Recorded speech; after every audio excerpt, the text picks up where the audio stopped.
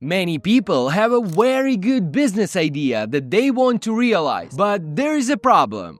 Where can you get money for your business? Not everyone has money saved up. And in this video, I will tell you where and how you can get money for your business. So give us a like, subscribe, and be sure to watch this video till the end. A great advice for new entrepreneurs is that you should start promoting your business with your closest environment and then gradually expand the circle of potential investors. In other words, try to raise funds from family and your friends first. We understand that some people do not like this method. Depending on your relationship with specific friends and family, this is clearly not always the best option. Nevertheless, it is essential to evaluate your existing support network. Entrepreneurs often looking to create something from scratch without the help of people they know. But in reality, most of you have an entire life full of contracts, and many of them believe in you and may turn out to be a part of your targeted audience. Friends and family are one of the most common sources of funding. While these people may not have unlimited financial resources, the money they can offer has few advantages. People close to you are more likely to believe in you and your idea. Therefore, they may give you money at a low or even 0% interest, or by asking for a smaller share in your business. Financial support from people you know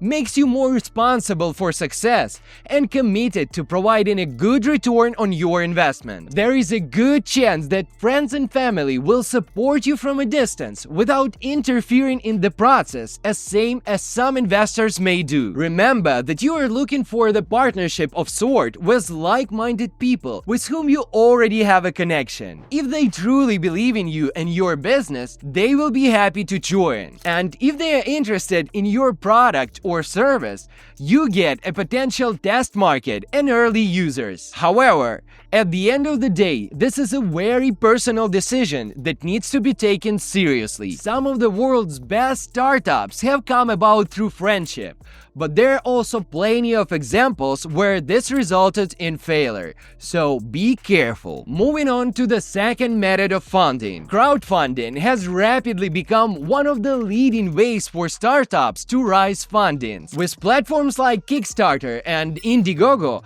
companies have almost unlimited startup opportunities in front of them. In brief, crowdfunding involves getting a large group of people to support your business with a small individual investments. These investors, depending on the platform you choose, won't always have a vote in the management of your business, and each of them carries relatively little risk, as they all have a genuinely interest in the existence of your project. This funding model can be used not only to raise initial capital, but also to raise funds for your further products and services. Crowdfunding is the great way to raise funds, but it's not for a faint of heart. It takes a lot of effort and can even require your own investment to create and run successful campaign. If you are interested in using crowdfunding for your startup, start by researching which platform best suits to your needs. Pay attention to the following points. The first is for what type of campaigns the site designed for. Second, whether a certain goal needs to be met in order to receive funds. Third is the cost of using crowdfunding platform. And fourth is how the platform integrates with the social media. Let's move on to the third method of funding. Government grants or loans are often an underappreciated way to get funding for a startup. Many people don't realize that their government may offer convenient loans or even full grants for your startup. New businesses are a significant source of economic growth in developed countries. Therefore, governments are interested in supporting those who are willing to contribute to the economy. The downside of grants is that they are extremely competitive, and the application process is often time-consuming. If you decide to pursue grant funding, choose programs that match to your business. It's better to take a targeted approach rather than trying to apply for as many grants as just possible. It's also worth to consider hiring a consultant who specializes in grant writing to increase your chances of success. If you decide to use a consultant,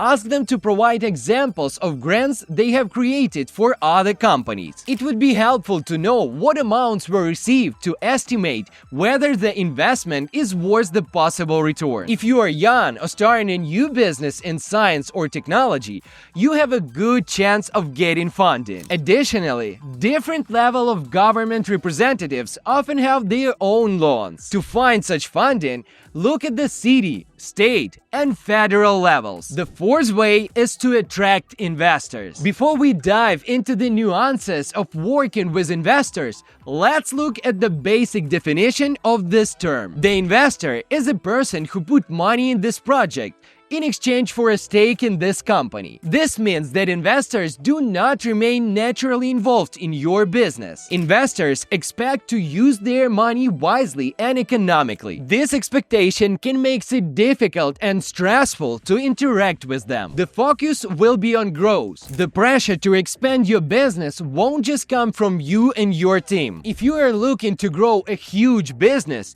accepting investment is often the only option. Companies that are growing rapidly can usually only do so with the help of investors' fundraising. Now, let's move on to the types of investors, which fall usually into three main groups: personal, venture capital, and angel investors. Personal investors are often represented by friends and family.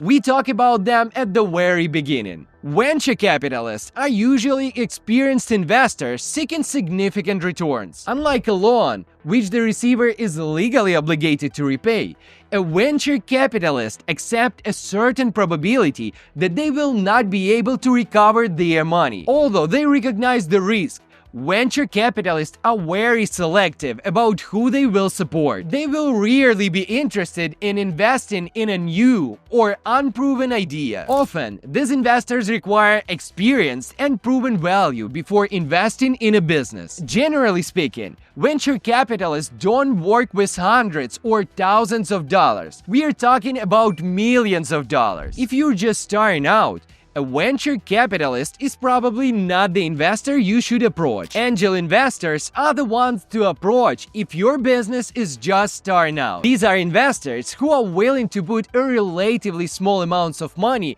into a business in exchange for a stake in this company. They are often other entrepreneurs with their own capital, rather than the large investment funds. They seek to support people or businesses that they believe in the early stages of their growth. They sometimes fill the gap between support from friends and family and large form of investments. Unlike venture capitalists, angel investors may not ask for a share in the management of your company. Instead, they may request a percentage of the profit on their investment. However, as with venture capitalists, there may be situations where angel investors will require participation in management of your company. One last way to get capital for your business is through a small business loan. A small business loan has a higher cost of capital because you are required to pay back the credit with percentage. But at the same time, it doesn't require you to give up a share in your business. In the US, loans provided by the Small Business Administration are considered as the standard for small businesses. These loans are characterized by low rates and attractive terms and conditions. Nevertheless,